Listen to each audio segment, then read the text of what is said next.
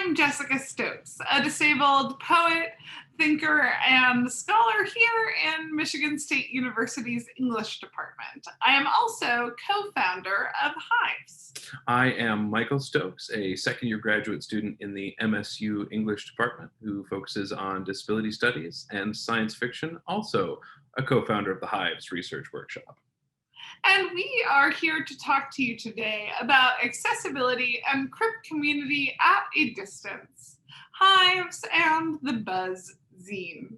Now, if you don't know what zines are, if you don't know why HIVES is on the screen all capitalized, and if you're not entirely sure what Crip means, we promise to explain those things to you and more as we move forward.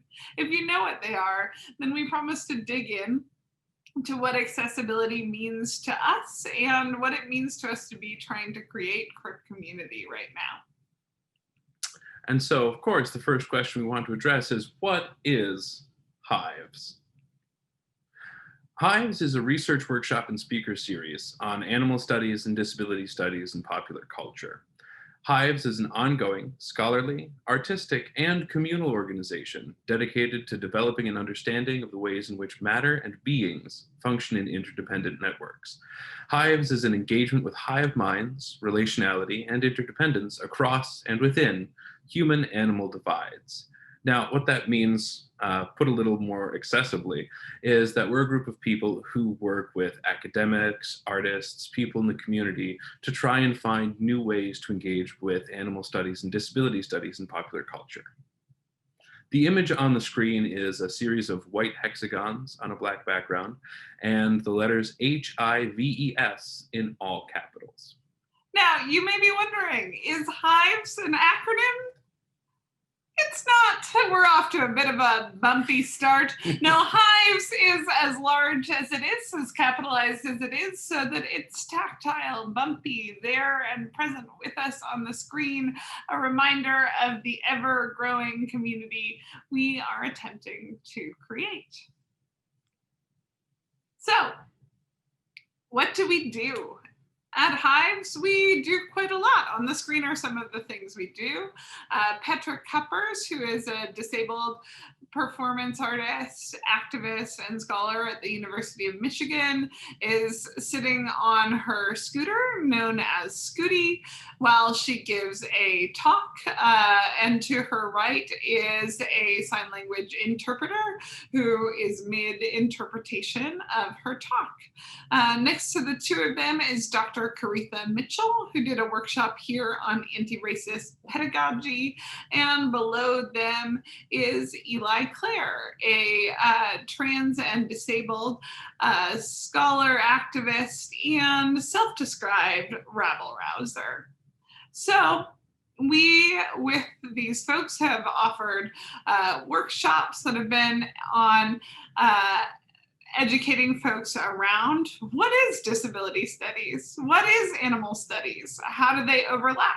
Thinkers like Sunara Taylor talk to us about their shared tensions and feelings with disabled animals and how their experiences as a disabled person led them to a deep empathy and practice around animal rights. And so we talk through these conversations as well as the tensions where folks like Eli Clare have been called a monkey by their bullies and have to sort of sit with this insult as they try to then imagine what an animal rights framework might look like for them.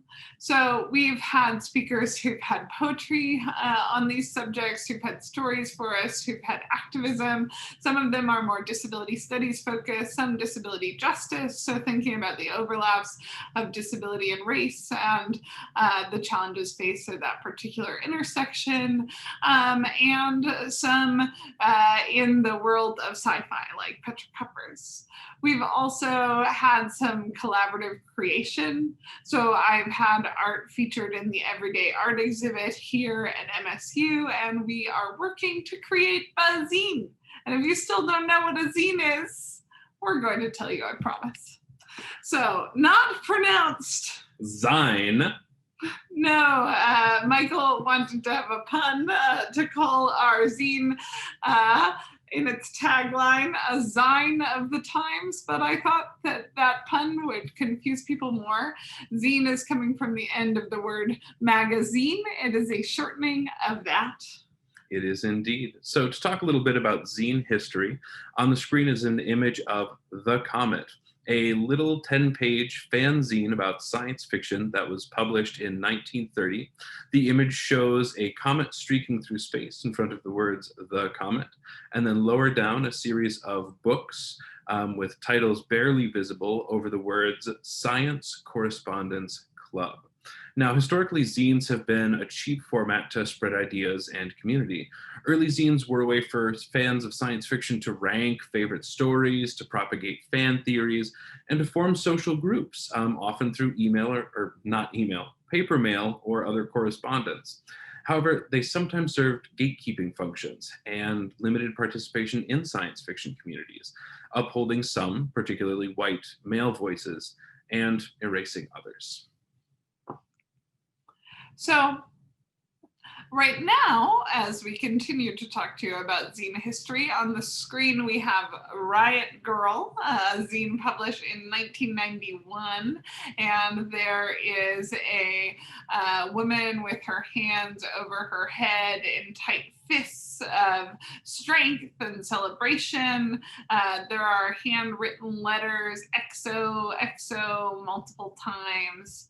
And so Riot Girl was part of the 90s punk scene, and particularly Riot Girl zines offered a way for women, for femmes, for people who had been marginalized in that punk scene to push back and to open up new conversations in that space, to share information with one another. So in the decades since, those sci-fi zines have been used to make space for people whose ideas and voices have been suppressed in their subcultures. Buzz-Zine seeks to make space for scholarship, poetics, and art that challenge notions of the boundaries and definitions of the genre while reimagining accessibility and community. So we already know that zines are a cheap way that people pushed back against parts of the world that they were in that they wanted to critique and offered new possibilities, which is what we're hoping to do at the intersections of disability studies and animal studies. And yet we also know that zines in their cheap distribution were often pretty inaccessible formats for many people. And so we want to open up the accessibility of the zines that we are creating in our Crip community. And so what is Crip? Crip is a word that performance theorist Carrie Sundal describes in its sort of action. It's pushing back against a particular norm. It's a doing or process. And so it comes, of course, from the word cripple. It's a reclaiming by people within the disability community with pride for their disability and for the spaces they can make around cripping. And so when Riot Girl zines push back against the male-driven punk world of the past, if they were also pushing back against the able-bodied punk world, they were trying to crip that world and open up new spaces and possibilities. And we are trying to make sure we crip the world of the zine as we move forward. So some buzz on the making of Buzz-Zine. So our project is a collaboration with 17 contributors. We have contributors under 10 years old. We have contributors who are over the age of senior. We have contributors from many different backgrounds from in and outside of the US. And they've contributed commentary, collage, short stories, a play, paintings, and poetry. So many different genres that are loosely themed around notions of the human, human and more than human relations, questions on the limits of representation, and an embrace of the affective and embodied possibilities and pains in the overlaps and tensions of disability studies and animal studies. And so on the screen right now are the words Buzz-Zine. Each letter has been cut out of a different magazine, so it's got that tactile zine feel and that hand-cut self-creation. There are images of 3 bees flying around, buzzing, and then in the background are printing press letters of a bunch of varieties, all splayed out. And so in this project for Buzz-Zine, we are striving for as much access as possible. There isn't and there can't be a universal access, but that's no reason not to push for as much access as we can provide. Right, we're striving towards universal access, but we also believe that the sort of universality of that term is a collapsing that would erase the variety and multiplicity of body minds. We can't account for every single person and all of their differences and variation, but we can try to come up with a starting place that gives as many people as possible a way in. And so in order to make the final product as accessible as possible, the Buzz-Zine has several iterations, and these are marked by the images on the side of the screen, including the logo for Google Drive, the image for PDF. The logo for Google Drive is a green bar, a yellow bar, and a blue bar, making a triangle. The image for a PDF is a swooping red triangle with the white letters PDF on a red background. And then beneath both of those are stacks of much larger than what the Buzz-Zine will look like, but paper magazines in different rows featuring several kinds of images. And so these stand for the several iterations of the Buzz-Zine, one of which will be a large print Google document, which should be as accessible as possible, shared as a file itself with headings tagged and 18-point font. And what kinds of fonts are good for accessibility? So sans serif fonts in general are suggested. The most frequently used ones are Arial, Calibri, and Verdana. And so those are some of the fonts that work best for access. The second type of, or the second iteration of the Buzz-Zine will be a digital tagged PDF, which means the images themselves in the PDF file will have tags to indicate to screen readers what is an image and to provide an alt text description of what each image is. And I'll get into a little more of the process of what a digital tagged PDF is and some examples of how we have worked to create these PDFs for the file. The third iteration will be a printed copy. We will have a limited run to have the hands-on copy. We will also be working with the Resource Center for People with Disabilities at Michigan State University to have stickers printed out with the Braille readings of the text as well as the image descriptions on the page. Great, and we're really interested in tactile zines moving forward. It's something that we think is limited despite these many variations of our zine here.